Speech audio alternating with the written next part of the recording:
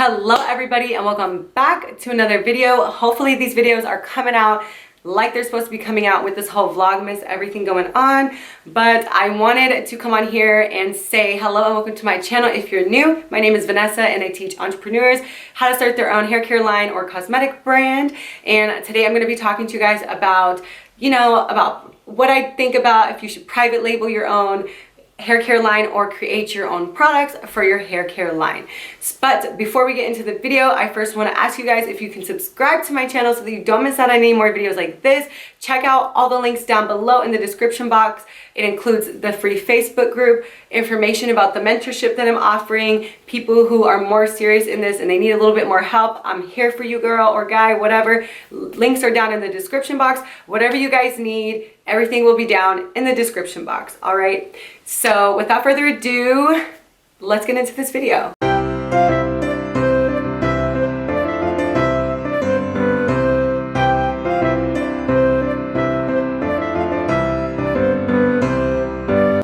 So I want to keep this video quick and simple because this video series for Vlogmas is just kind of like me sitting down talking to you guys about things in the business and videos and things that I wouldn't normally put out. But because I'm trying to go along with this Vlogmas thing and do my goal like I said, I want to talk to you guys about this.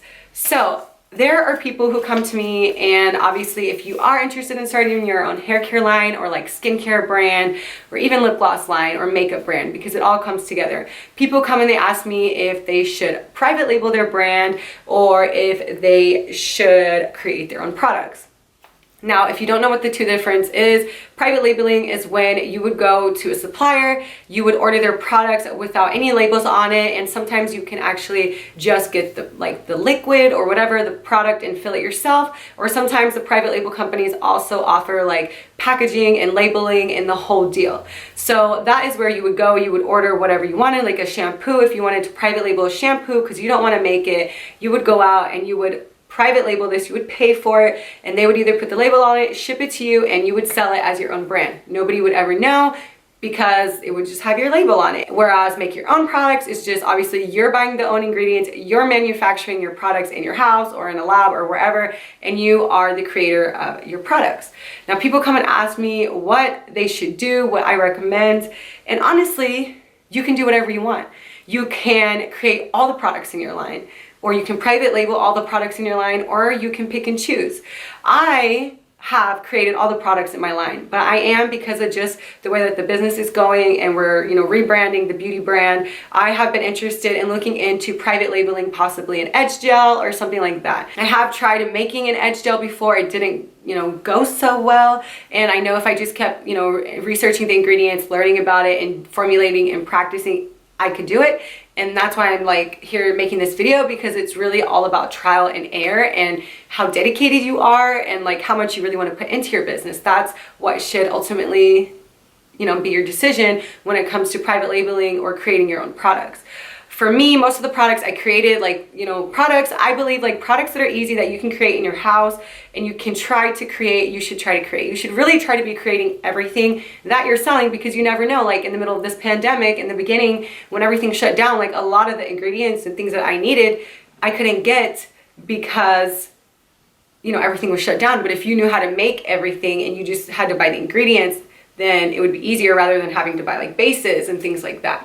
And that's another way that you can actually private label your brand or even create it halfway, is by buying bases, which I've done this before, like with conditioners or even my shampoo. I would buy like a cast-out soap base or like a shampoo base or a conditioner base, and then I would just add extra ingredients to it to make it more customizable to me rather than having to actually do everything and break it on down.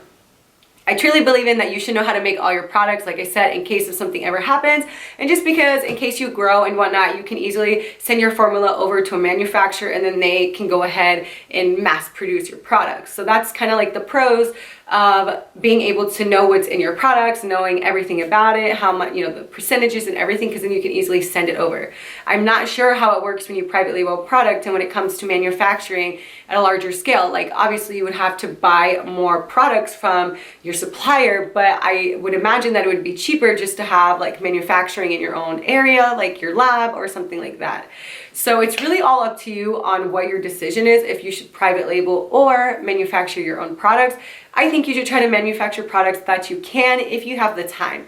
I think private labeling is great for people who maybe have full-time jobs or they really want to do this business, but they just don't have the time to learn everything about every single product, because it's a lot to learn. Like I'm still learning and I've been doing this for over a year, like the hair care line part. Some people have the time, they have the patience to do it. And then some people have the money to be able to pay for it. So, you know, private labeling sometimes can be expensive depending on where you go. There will be sometimes high MOQs, which are minimum order quantities. So that means like you would have to buy like maybe 50 to sometimes up to 1,000 units per that product. And imagine if you're trying to come out with like a full line, that's like, they can be 500 to like 5,000 products.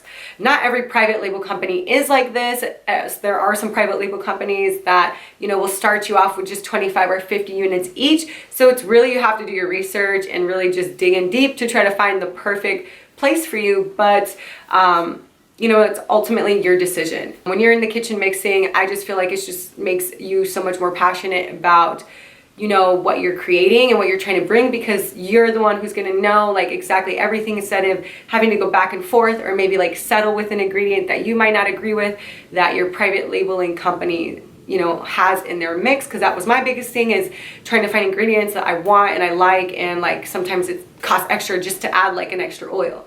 So it's really up to you. And I think that there's a lot of pros to private labeling when it comes to time-wise and just having, you know, because it takes a lot. It's a lot to manufacture, bottle your products, label your products, clean them, sanitize them, you know, like it's work.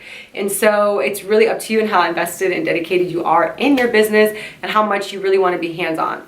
I definitely think it's a great idea to even do both. So being able to like make some of your products, but even private label some products, then that kind of takes some stress out of the way. Like for me, I really want to edge control, but I'm just kind of like, I don't know if I have the time to really like go back to, because I did try this like a year ago when I first started, you know, do I want to go back and try to like learn all the chemistry about it and get it to like work right again? It's probably not that hard. Like I can definitely make like the edge wax that I want is more of a water-based wax. So it's like, you know, a normal edge wax. I don't really want like the shea butter kind of like pomade style wax with beeswax and whatnot, because that's easy. It's easy to make like maybe an edge wax stick because it's just mainly like beeswax and butters, whereas a water-based edge gel takes a little bit more science. You need a little bit more you know, ingredients and things like that. And so I'm kind of like contemplating if I should go back to the drawing board and just learn how to do it, or if I should just private label it and whatnot.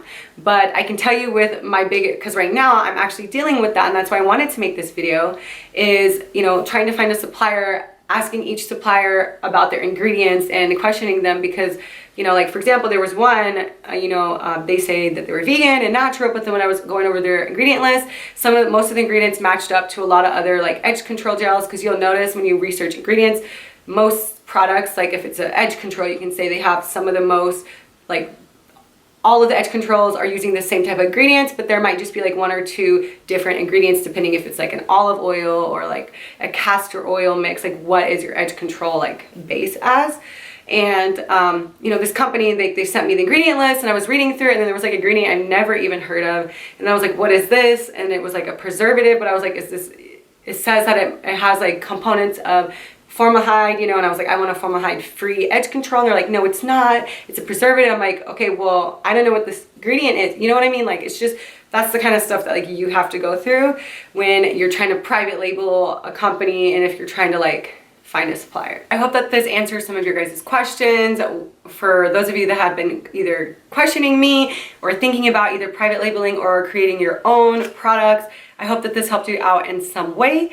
If it did, make sure you guys subscribe and like this video, and leave me a comment down below for another video you guys want to see, part of this Vlogmas series of me just sitting down and talking to you guys about stuff. But I think that's all for this video. Thank you guys so much for watching again, and I'll see you guys in the next video.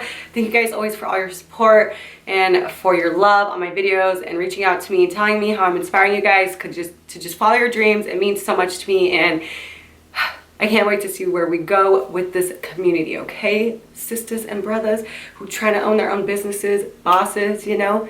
So thank you guys so much. I'll see you guys in another video, and yeah, be safe out there. Happy holidays. Yeah.